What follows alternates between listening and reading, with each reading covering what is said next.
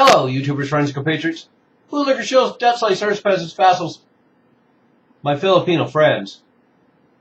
Welcome. I am a useful idiot. And today I want to talk about the Philippines. I want to talk about the fact that perhaps, with some luck, a war that has been going on for 46 years will be coming to an end.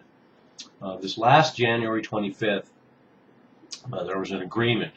After 18 years of negotiations, broken up by sporadic and heavy fighting. But these negotiations have finally concluded with this new agreement in the Moro Islamic Liberation Front, also known as MILF, incidentally, which is kind of funny. But the Moro Islamic Liberation Front, and they have been a Muslim group, and they've been fighting for independence of the mainly Muslim areas from the rest of the predominantly Catholic population of the Philippines. And that's a legacy of Spanish colonialism, by the way. And the autonomy they're going to get will not be independence. So that's part of the new agreement. So they will not get independence, but they will get autonomy. And the Moro Islamic Liberation Front will join with the government to disarm all the other factions and groups before disarming itself. There's actually still communist insurgent groups fighting in the Philippines, as well as a lot of splinter groups and subdivisions from the Moro Islamic Liberation Front, including one group that was cited by the U.S. as an Al-Qaeda affiliate. And so this new autonomous region will be called Bangsamoro.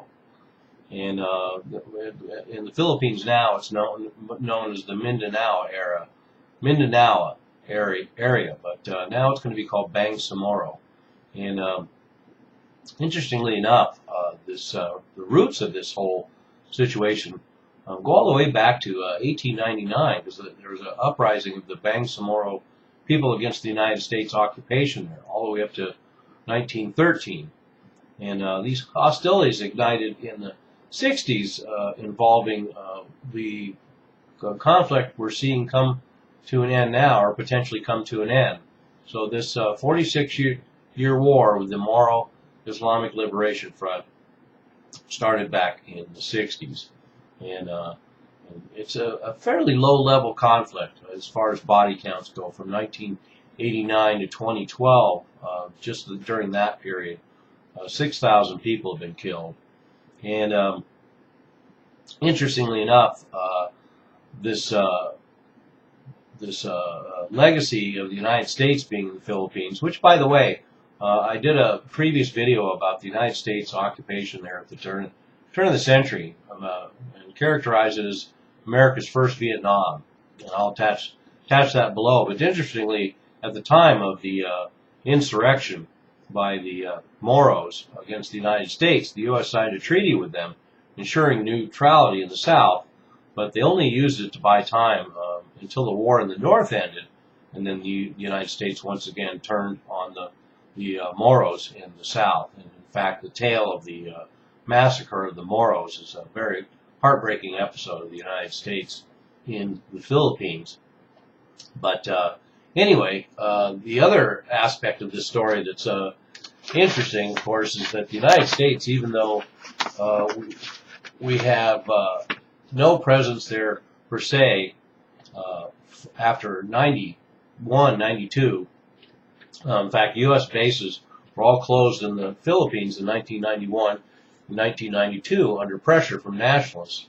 That's after 94 years of U.S. presence. But one of the after effects of that is that U.S. multinationals, corporations, continue to dominate the Philippines even after U.S. occupation ended, and especially after a 100-year presence. We continue to play a part there.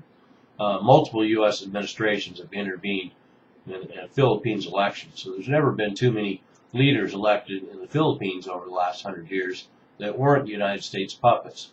And the Philippines also have a fond connection with the United States, and a grip by U.S. multinationals and connections with the United States State Department, because after World War II, of course, the United States had a lot to do with the complete reconstruction of the Philippines after Japanese occupation, the destruction of the war.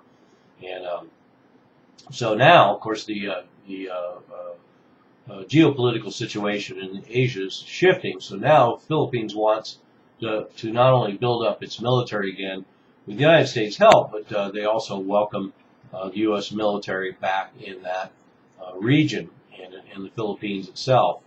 And this is no surprise. This is part of the grand U.S. pivot to Asia, as it's being characterized, and building this alliance to surround China. And this makes sense because all of these countries in this region, including the Philippines, have had island claims, clashes with China over the years. So now we have the Philippines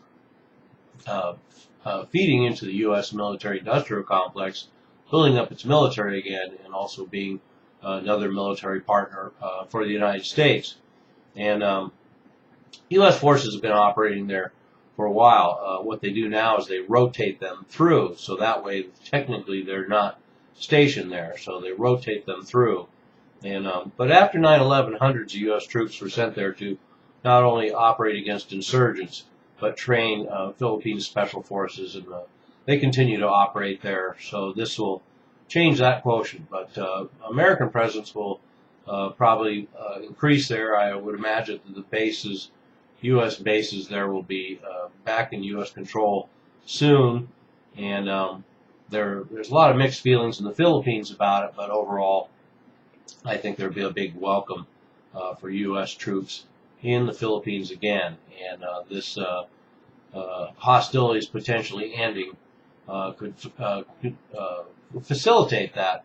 But there's a lot of problems for whether this peace will hold. There's a lot of different groups and armed militias and insurgent groups, and we've seen this scenario not being harnessed in country after country. So we continue to see problems in the Philippines.